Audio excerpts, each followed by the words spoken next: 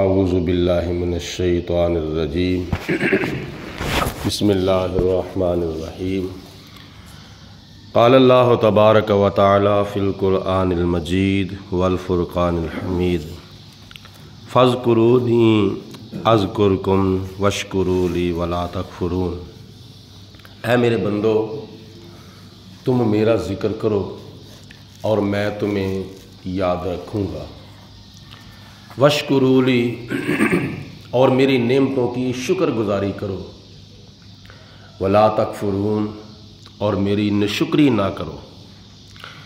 دوسری قرآن پاک کی آیت مبارکہ میں اللہ پاک نے ارشاد فرمایا ہے فَإِذَا قَضَيْتُمُ الصَّلَاةَ، اور جس وقت تم نماز ادا کر چکو، فَاذْكُرُوا اللَّهَ، تو پھر تم اللہ تعالیٰ کا ذکر کرو۔ قیاماً، کھڑے ہو کر بھی کر سکتے ہو، وَقُعُودًا، اور بیٹھ کر بھی کر سکتے ہو، وَعَلَىٰ جُنُوبِكُمْ، اور لیٹ کر بھی اللہ کا ذکر کر سکتے ہو۔ تیسری قرآن پاک کی آیت مبارکہ میں اللہ پاک نے ارشاد فرمایا یا ایھا الذین آمنوا اذا لقیتم فئۃ، کہ جب تمہارا کسی دشمن قوم سے مقابلہ ہو، یعنی کافروں کے ساتھ میدان جہاد میں، تو اس وقت فثبتوا، تو ثابت قدم رہو، استقامت اختیار کرو، اور اس کے ساتھ ساتھ وَاذْكُرُوا اللَّهَ كَثِيرًا، اللہ تعالیٰ کو بہت زیادہ یاد کرو، اللہ کا کثرت کے ساتھ ذکر کرو۔ اگر ایسا کرو گے تو لعلکم تفلحون، تو تم کامیاب ہو جاؤ گے۔ اسی طرح اللہ پاک کی ذات نے ارشاد فرمایا الذین آمنوا، چوتھی آیت مبارکہ میں الذین آمنوا، جو لوگ ایمان والے ہیں، وتطمئن قلوبہم بذکر اللہ، اللہ کے ذکر کے ساتھ ان کے دل جو ہیں وہ مطمئن ہیں، ان کے دلوں کو سکون ملتا ہے۔ الا بذکر اللہ تطمئن القلوب، اور خوب یاد رکھو کہ دلوں کو سکون اور دلوں کو چین جو ملتا ہے وہ اللہ تعالیٰ کے ذکر سے ہی ملتا ہے۔ خدا کی ذات بابرکات کے ذکر سے دلوں کو اطمینان ملتا ہے، نہ دنیا سے، نہ دولت سے، نہ گھر آباد کرنے سے تسلی دل کو ملتی ہے، خدا کو یاد کرنے سے۔ جتنا مرضی بندہ دنیا کا کام کر لے، دل کو سکون نہیں ملتا، لیکن دل کو سکون ملتا ہے تو اللہ کے ذکر سے ملتا ہے اور آخرت کے فکر سے ملتا ہے۔ حدیث پاک میں آتا ہے نبی کریم علیہ السلام نے ارشاد فرمایا کہ تمام دعاؤں سے بہتر دعا، افضل دعا سورۃ الفاتحہ ہے۔ قرآن مجید فرقان حمید کی ترتیب قرآن کے مطابق جو سب سے پہلی صورت ہے سورۃ الفاتحہ، یہ ایک ایسی دعا ہے کہ نبی کریم علیہ السلام نے فرمایا یہ تمام دعاؤں سے بہتر دعا ہے، تمام دعاؤں سے افضل دعا ہے، جو کہ ہر نماز کی ہر رکعت میں پڑھی جاتی ہے۔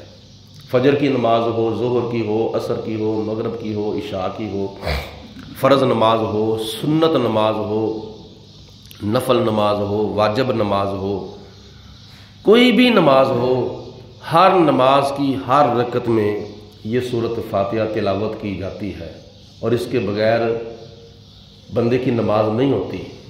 ہاں، جماعت کے ساتھ اگر نماز پڑھی جا رہی ہے تو پھر امام کی جو سورۃ فاتحہ ہے نا، وہی مقتدی کے لیے کافی ہے۔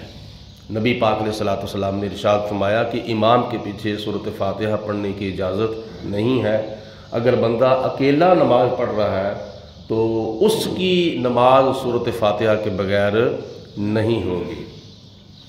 تو جس طرح یہ سورۃ فاتحہ تمام دعاؤں سے افضل دعا ہے، اسی طرح نبی پاک علیہ السلام نے فرمایا افضل ذکر لا الہ الا اللہ محمد الرسول اللہ۔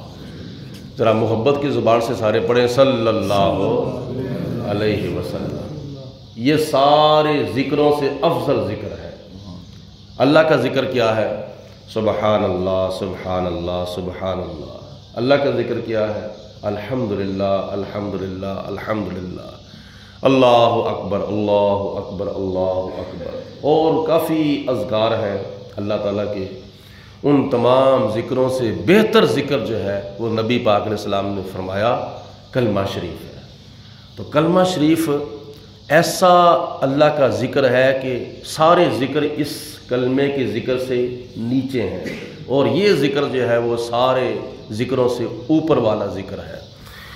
تو کلمہ شریف پڑھنے سے ایک تو ایمان تازہ ہوتا ہے، اور دوسرے نمبر پر ایسا بھی ہو سکتا ہے کہ یہ آج اپنی زندگی کے اندر گاہے بگاہے نماز کے بعد یا کسی اور وقت میں کلمہ شریف پڑھتا ہے تو اللہ پاک کی ذات اس کی برکت سے اس بندے کو خدا کی ذات مرتے وقت بھی کلمہ نصیب فرمائے گی۔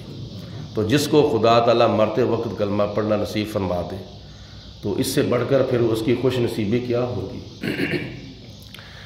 بالخصوص یہ قرآن پاک کی جتنے بھی آیتیں میں نے پڑھی ہیں نا، ان آیتوں میں سے یہ آیت مبارکہ جو سورۃ نساء کی آیت ہے، جس میں اللہ پاک کی ذات نے ارشاد فرمایا ہے فَإِذَا قَضَيْتُمُ الصَّلَاةَ فَاذْكُرُوا اللَّهَ، کہ جب تم نماز سے فارغ ہو چکو۔ اس کا مطلب یہ ہے کہ جب تم جماعت کے ساتھ فرض ادا کرو، کیونکہ یہ اکیلے کا ذکر نہیں، یہ اکیلے کو حکم نہیں دیا، اللہ پاک نے سب کو حکم دیا ہے اجتماعی طور پر۔ فَإِذَا قَضَيْتُمْ، جب تم نماز سے فارغ ہو چکو تو پھر کیا کرو؟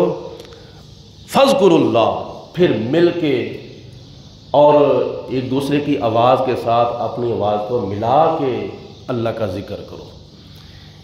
اس وقت اللہ تعالیٰ کے فرشتے بھی تمہارے ساتھ اللہ کے ذکر میں شریک ہوتے ہیں، اور بلکہ قرآن پاک میں حضرت داؤد علیہ السلام کے بارے میں اللہ پاک نے گائے بگائے کئی مقامات پر ذکر کیا ہے کہ اللہ پاک نے فرمایا کہ اے پہاڑوں اور اے پتھروں، اے درختوں، جن کو خدا نے زبان نہیں دی، پتھر بے زبان ہیں، درخت بے زبان ہیں، پہاڑ بے زبان ہیں، اور کئی چیزیں بے زبان ہیں، بے زبان بھی ہیں اور قوت گویائی سے بھی محروم ہیں۔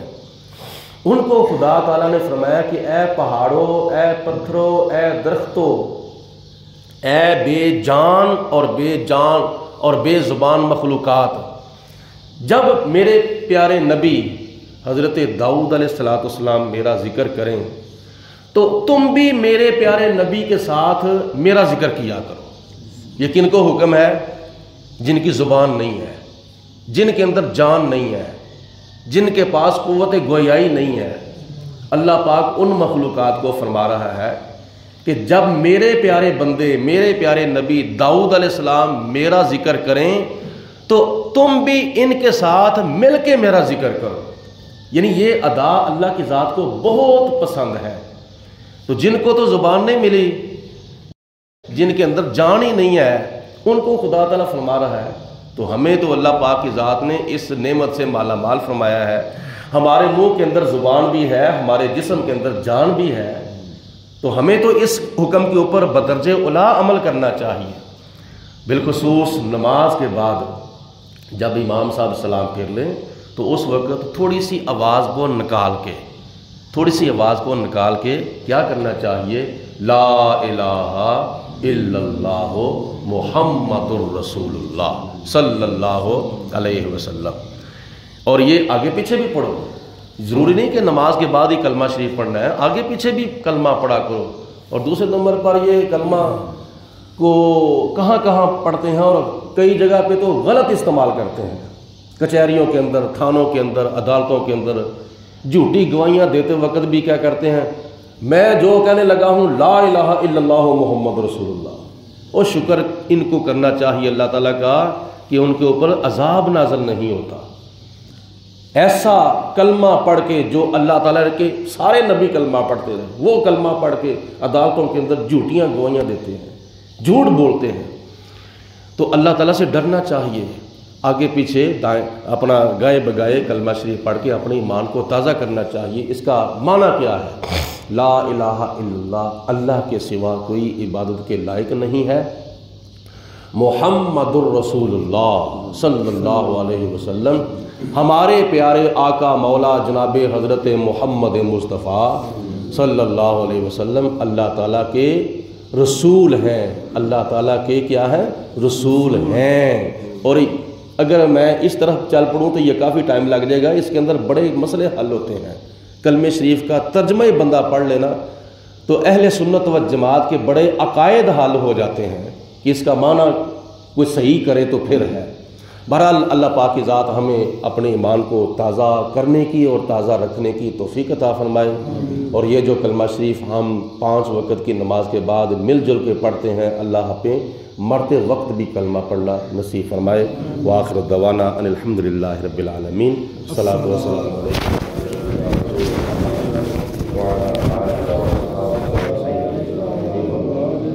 الصلاۃ